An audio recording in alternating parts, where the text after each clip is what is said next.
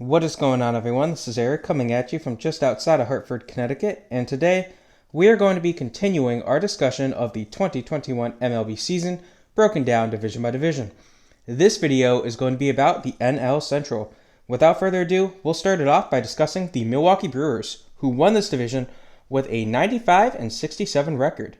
Now, the Brewers had a great season this year. Led by their elite pitching, Milwaukee had the fourth best record in the entire league. On offense, Willy Adames looked like a dark horse for the NL MVP award until he got hurt. He was that good. What's crazy is that they actually traded for him in late May for practically nothing. Other than him, Omar Narvaez rebounded from a rocky 2020 season, and Colton Wong proved to be a great signing from their division rival St. Louis. However, that is where the positives end on offense. Christian Yelich was a better than average player, but for what Milwaukee gave up and what they're paying him, he needs to improve. He did battle an injury, so maybe that explains it, but this is the second year in a row where Yelich was a disappointment. He did better than 2020, though. Speaking of injuries, Lorenzo Cain looked great at times, but he barely played. Lastly, we have Jackie Bradley Jr., who struggled immensely and hit below the Mendoza line. Now, he wasn't just below it, he hit a .163. That's not good at all. His glove's good, but yeah, at least his defense was good enough to finish in the running for the Gold Glove.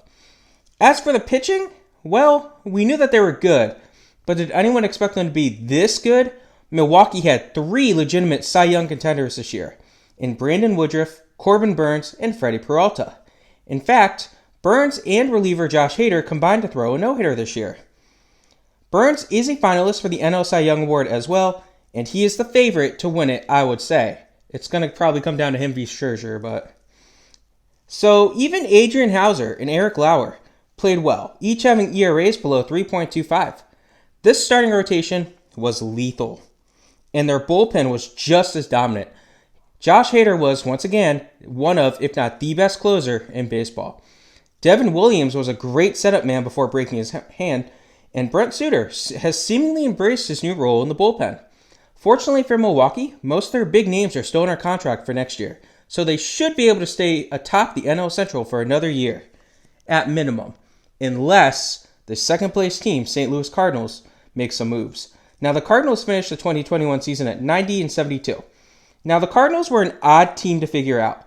This team was red hot at times, such as during their 17-game winning streak in September, but they were mediocre for the rest of the year. The offense was a mix of young and old players this year. Tyler O'Neill and newly acquired Nolan Arenado were tied for the team lead in home runs. While we were expecting this with Arenado, O'Neill was a pleasant surprise, and he was arguably the team's best hitter. Both players, as well as Harrison Bader, also showed some top-notch defense. Speaking of Bader, he was nothing short of elite for a couple stretches this year. Paul Goldschmidt was right up there with Arenado and O'Neill in the home run department, and he had a higher average than both of them.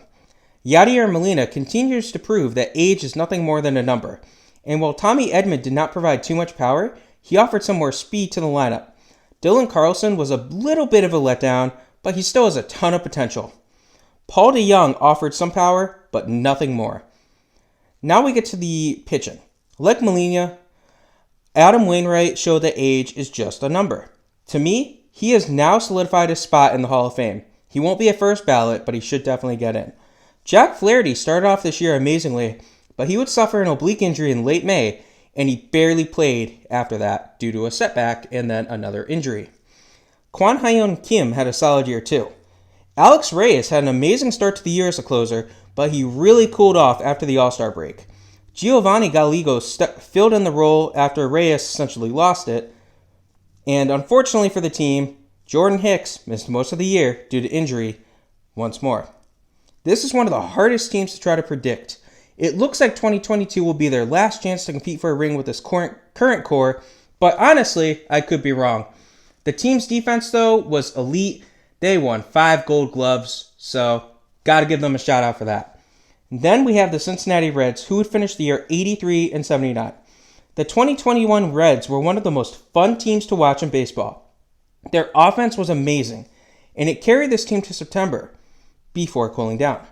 Nicholas Castellanos and Jesse Winker paired as one of the best 1-2 punches in the outfield, in the sport even, for the first couple of months of the season. Tyler Naquin had a blistering hot start to the campaign too. Joey Votto had one of the best seasons in his career, and he essentially locked down his spot as a Hall of Famer, and he very well could be a first ballot.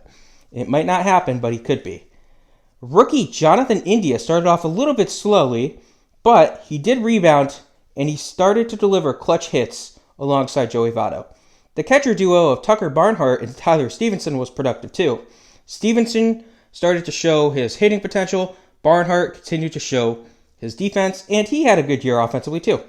Even Kyle Farmer stepped up with a career year this year. Unfortunately for Cincinnati, Eugenio Suarez had a rotten year, while Mike Moustakas and Nick Senzel both missed the majority of the year due to injuries. The team was expected to have an elite pitching staff, but that failed to materialize as planned. Luis Castillo was awful to open the season, and although he did manage to turn it around once we got into the summer, he still ended with a little bit of a letdown. Sonny Gray was on and off the IL throughout the campaign, and he failed to impress all that much. On the flip side, Wade Miley threw a no-hitter, and he was a solid piece of the rotation. While Tyler Mahle stepped up, and he looks like a potential future starting pitcher too, if he isn't there already. Vladimir Gutierrez surprised everyone with his production in the starting pitcher 5 role. The bullpen was a mess, one of the worst in baseball, and I'm leaving it at that. Just imagine the 2020 Reds pitching staff with the 2021 Reds offense. That has to be the Reds' goal for 2022. Now, in order to complete this, they will have to bring back Castellanos, who is a pending free agent. But even if they don't, they have a high ceiling. If they do, they have a very high ceiling, all things considered. In 4th place, we have the Chicago Cubs, who finished 71-91. Now, this season was always going to go one of two ways for the Cubs: make the playoffs or fall off and start the rebuild. Unfortunately for the team, the latter occurred. The Cubs underwent a fire sale at the deadline. They traded away players such as Javier Baez, Chris Bryant, Anthony Rizzo, Craig Kimbrell, and Andrew Chafin, among others. The Cubs struggled out of the gate, and that ended up influencing their actions at the deadline. Of the players Chicago kept, Wilson Contreras is the leader. He was about an average player, though. Rafael Ortega was arguably a better player than Contreras this year, but Contreras did deal with injuries down the stretch. He had a great bounce-back year. Ortega did. Jock Peterson and Ian Happ had their moments too. Among the standouts was Nico Horner, who played well but only appeared in 44 games due to injuries, and Frank Schwindel, who ended the year on an absolute tear. Not bad for a guy they picked up off waivers. Patrick Wisdom, the 29-year-old rookie, smashed the ball as well. Then we get to the pitching. This rotation was never going to win any awards, but they underachieved heavily. The good: Zach Davies, Andrew Chafin, Ryan Tepera, and Craig Kimbrell combined to throw a no-hitter. Kimbrell had an ERA of 0.49 over his tenure in Chicago, or with the Cubs at least. The bad: everything else. Kyle Hendricks took some steps back as he ended the year with an ERA just below 5. Zach Davies and Alec Mills each did not get the defensive support that they needed as ground ball pitchers, and they got lit up at times because of it. Jake Arrieta proved that he is washed up. When your best pitcher is Adbert Alzolay, who was notoriously bad at giving up home runs for a stretch of the season, you know there's a problem. Embrace the rebuild, Cubs fans. Trust the process. It got you a ring in 2016, and now the positive is you have my dream infield: Nico Horner and newcomer Nick Madrigal. Both of those guys don't offer much power, but they are good defensively with 300-plus potential when it comes to batting average. Now, in last place, we have the Pittsburgh Pirates, who finished 61-101. And is anyone surprised? We all knew that the Pirates are going to stink, and stink they did. But there were still some bright spots on the team. First off, Brian Reynolds and Adam Frazier terrorized opposing pitchers. While the two didn't hit that many homers, they each had averages pretty high above 300. Unfortunately, Pittsburgh decided to ship Frazier off at the deadline, but Reynolds hung around and quickly silenced the doubters. He proved that 2020 was an off year for him, and nothing more. After Colin Moran, who only appeared in 99 games, the rest of the offense fell flat. But that was expected. Brian Hayes had a great opening day, but then he was placed on the 60-day IL after the next game. He was hot when he returned, and he looked like a possible threat for Rookie of the Year, but then he missed stepping on first base in a game, which ended up costing him a home run. From there, he was not the same player. The rest of the offense is not worth mentioning at this point. The pitching staff was constantly in a state of flux, constantly changing.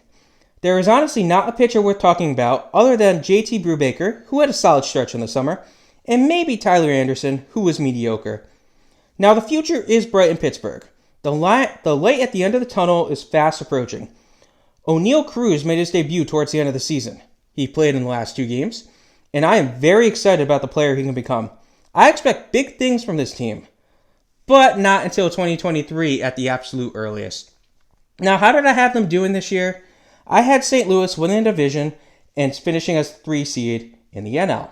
I had Milwaukee finishing 2nd, and then I did get the next 3 right. Cincinnati in 3rd, Chicago 4th, Pittsburgh in 5th. All things considered, though, Milwaukee has a very bright future. If their pitchers can stay healthy, which is, of course, a big if with Woodruff in particular, they're going to be very good, very talented from here on out. If Corbin Burnes can continue to produce like he did this year, and yes, he did have some hiccups after the substance ban, but he proved that he doesn't need the substance to pitch well. He's going to be good. And of course, Freddie Peralta, very talented player. St. Louis has some question marks, all things considered, with some of their aged players, but their defense is impeccable. So hopefully they can give Yadier Molina one last run, Adam Wainwright one last run. Cincinnati, I love the potential of this team, but there are some question marks too, specifically with the pitching staff. They need to fix that bullpen now, because that bullpen, historically bad. One of the worst. Not historically bad, because another team that we'll mention in Wednesday's video at the NL West. Chicago, embrace the rebuild. You're in for a couple tough years. You're going to be tanking. There's no denying it. Pittsburgh, the light at the end of the tunnel is approaching. Good luck, guys. You deserve it. You've been waiting for a while. Hope you guys enjoyed this. This was the NL Central. Have a good rest of your day.